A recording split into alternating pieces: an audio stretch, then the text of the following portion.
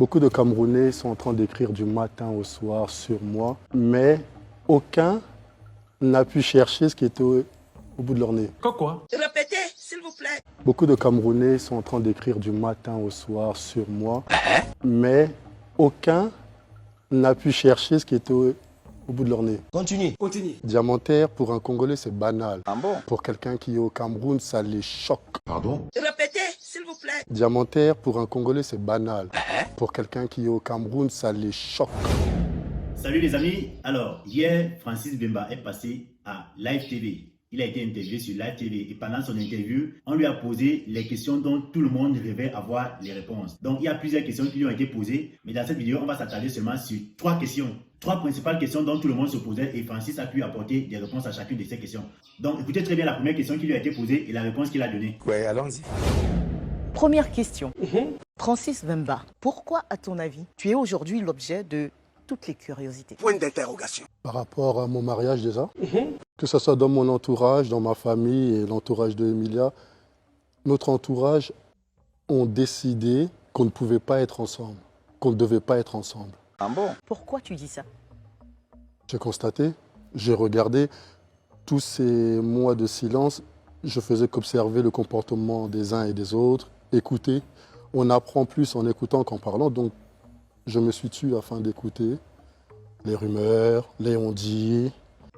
J'ai réalisé ça. Et ça m'a permis aussi de faire le tri dans mon entourage. Moi et Emilia, on a commencé tous les deux. Il n'y avait personne, on a demandé la permission à personne.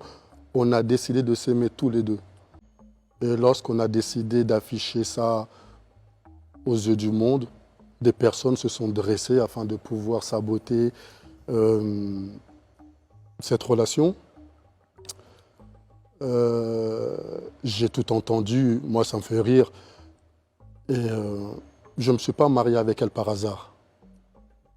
C'était un choix réfléchi. Je savais que cette personne-là, je ne pouvais pas avoir de relation avec elle à part de l'épouser. Je le savais depuis même des années, avant même de la connaître, je savais. Donc je faisais tout pour ne pas la chercher. Je faisais tout pour ne pas la regarder. Et à mon anniversaire, c'était le 2 avril, la veille de mon anniversaire, le 2 avril 2020. Mon petit frère, il vient, il me ramène une photo et il me dit, cette fille-là, quand je la vois, je pense à toi. Et il me montre la photo d'Emilia, je dis non, pas elle. Il me dit pourquoi? Et je lui dis, c'est la seule femme qui peut me ramener à la mairie. Donc il faut me laisser m'amuser encore. Il m'a dit non, c'est elle, je dis non, pas elle. Et il a quand même fait en sorte qu'on puisse se connecter. C'est ça. Voilà, vous avez entendu sa réponse. Maintenant, écoutez la deuxième question qui lui a été posée. Ouais, allons-y. Francis Bemba, es-tu vraiment milliardaire? Vous parlez de milliards dans la zone franc CFA. Réponds à la question. Hop, je réponds à la question. Dans la zone franc CFA, 1 milliard équivaut à 2 millions d'euros, c'est ça? Je vais te raconter une anecdote sur 2 millions d'euros, d'accord? Tu me suis? Écoute. Beaucoup de Camerounais sont en train d'écrire du matin au soir sur moi, mais aucun n'a pu chercher ce qui était au bout de leur nez.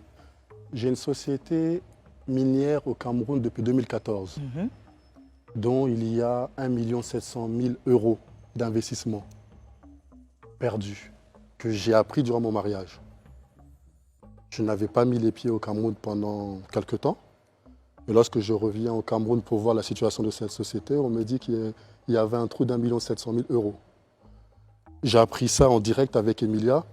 Emilia me dit, mais attends, depuis quand tu as laissé tout ça, etc., etc. On a discuté. Donc si on parle de la zone franc CFA, les 2 millions, 1 million, depuis, on ne parle même plus de ça. J'ai fini avec ça. Maintenant, milliards, dollars, euros, prophétiser, j'accepte. Voilà, maintenant, écoutez la troisième question qui lui a été posée. Ouais, allons-y. Est-ce que tu es diamantaire? Diamantaire, pour un Congolais, c'est banal. Pour quelqu'un qui est au Cameroun, ça les choque. Diamantaire, c'est banal. J'ai commencé le diamant grâce à une personne que j'aime beaucoup, je respecte. À l'époque, c'était un colonel. Et aujourd'hui, il est devenu général. Il m'a introduit dans le monde du diamant en 2009. En 2009, et être au milieu, ramener des acheteurs, etc. Je ne gagnais pas assez, ça n'allait pas assez vite. Donc il fallait acheter des dragues, etc. Donc je suis propriétaire de dragues sur Chikapa, où j'ai commencé, j'ai mis un de mes frères justement, côté papa, surveiller. On a arrêté la production en 2016-2017. On a arrêté la production en 2016-2017. Donc, Donc tu n'es plus dans le diamant aujourd'hui? non, ma dernière transaction de diamant que j'ai faite, c'était au mois de mai, en Centrafrique. Quand il y avait une photo qui circulait où j'avais les cheveux. Oui. Tu venais d'où? J'étais à Bangui. J'étais à Bangui, on termine les transactions de diamant. Maintenant, je ne suis plus dans l'exploitation, je suis dans facilitateur. Ah. On m'appelle, on me dit ok, t'as. Voilà les amis, pour résumer, vous avez vous-même écouté Francis, le grand maître Francis Mbemba. Voilà, dans la première question, comme je vous ai dit, c'est 3 questions qui ont attiré mon attention. Dans la première question, c'était, on lui a demandé pourquoi est-ce que lui, Francis Mbemba, il fait l'objet de beaucoup de curiosités maintenant. Donc il a dit d'abord que c'est pour son mariage. Et par rapport toujours à son mariage, là, il dit qu'il a pris beaucoup de recul, étant donné qu'il y a eu beaucoup de tapage par rapport à son affaire avec sa femme. Il a pris beaucoup de recul, il a pris le temps d'écouter, d'observer, de lire les gens sur Facebook. Il a parcouru toutes les pages de Congossa qui parlaient de lui parce que depuis que son affaire avec sa femme là a déclenché, les gars ne l'ont pas laissé se reposer. C'était Francis Mbemba, populaire partout sur Facebook. Toutes les pages de Congossa, tous les blogueurs ont fait en sorte qu'ils deviennent l'objet de plusieurs curiosités et même les chaînes de télévision. Voilà. Et vous comprenez donc que le gars était là dans son coin, il observait tout ça, il voyait tout ça, il voyait tout ce qui le critiquait, tout ce qui l'insultait, tout ce qui le traitait de faux diamantaire, tout ce qui le traitait de faux milliardaire, il était là, il observait. Mais comme lui, il est un peu comme il a décidé de rester au-dessus de ça en observant, en écoutant plus et à ne pas s'emballer, à ne pas aussi aller répondre tout de suite. Voilà.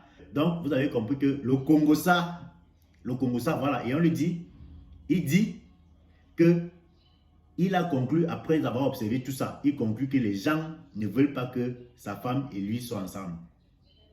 Même comme je trouve un peu sa raison un peu trop facile. Parce que quand tu veux vraiment être avec ta femme, même si ta propre mère est contre toi, tu seras avec ta femme. Mais lui, il est en train de dire que ce sont les gens.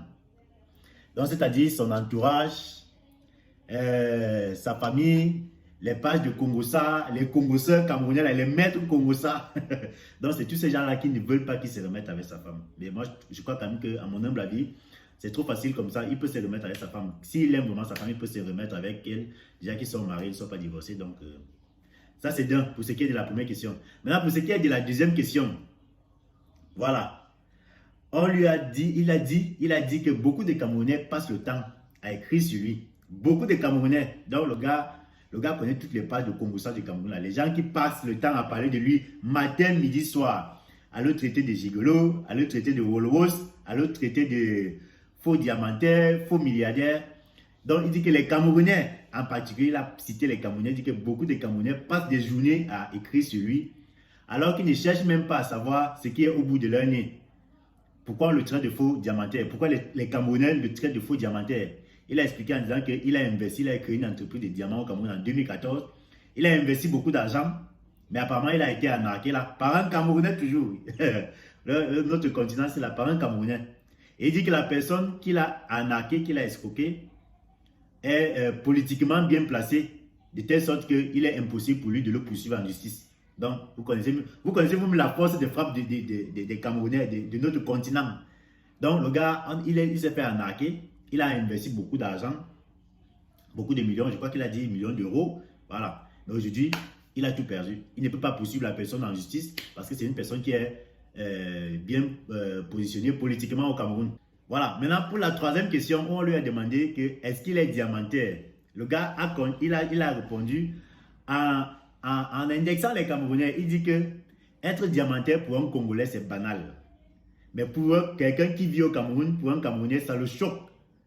Il dit ça pourquoi? Parce que nous au Cameroun, on voit que le diamant, c'est quelque chose qui a de la valeur. Pourtant, chez eux au Congo, ils banalisent le diamant. Comme vous dites qu'au Congo, il y a tellement les mines, il y a tellement le diamant, il y a tellement les richesses, plus qu'au Cameroun. C'est pour ça que les Camerounais passaient le temps à le traiter de faux diamantaires. Parce que nous, les Camerounais, on n'avait pas croire que quelqu'un comme lui peut être diamantaire, avoir les millions, avoir les milliards, il peut être milliardaire. Donc, c'est pour ça qu'il a dit que pour les Camerounais, ça nous choque. Parce que nous, on n'est pas habitués au diamant. On n'est pas habitués à voir le diamant, à traiter les affaires des diamants. Même comme il y a le diamant chez nous, il nous fait comprendre qu'au Congo, le diamant, c'est un peu comme on a le cacao et le café et les arachides ici au Cameroun. Donc, c'est pour ça qu'on est en quelque sorte, parce que quand il dit que ça choque les Camerounais, ça veut dire que c'est en quelque sorte, on est un peu jaloux. Les Camerounais sont un peu jaloux du fait qu'au Congo, il y a beaucoup de diamants et que lui soit diamantaire. Pour ça, on le traite de faux diamantaire parce qu'on ne connaît pas. Sans avoir cherché à comprendre qu'il a ouvert une entreprise de diamants au Cameroun et il a investi beaucoup d'argent. Il s'est fait arnaquer par un Camerounais. Donc, les amis, vous avez vous-même écouté le grand maître. Moi, comme il a dit que ce sont les gens qui ne veulent pas qu'il soit avec sa femme, moi je crois que, gars, grand maître, si tu aimes vraiment ta go, si tu aimes encore vraiment ta femme, personne, ni même ta mère, ni ton père ne peut t'interdire de te remettre avec ta femme. Gars. Donc, c'est un peu ça. Et maintenant, les Camerounais, gars, les pages de Congossa Kamel, pardon, laissez l'homme d'autrui respirer. Laissez l'homme d'autrui respirer. Hein? Maintenant, c'est-à-dire que, comme il a encore fait la sortie, là, comme on l'a interviewé là maintenant, c'est que tu vas le voir partout. Il va faire le buzz dans les réseaux sociaux, même pendant un mois encore minimum. S'il sort une marche en route comme ça, on va le filmer dans toutes les positions. Les gars, laissons l'homme d'autrui se reposer. Laissons le grand maître, Francis Vemba, laissons-le se reposer. Voilà. Donc, sur ce, je vous souhaite une bonne journée. Si vous avez aimé mon analyse, n'hésitez pas à liker la vidéo, à laisser un commentaire et à partager. Ciao.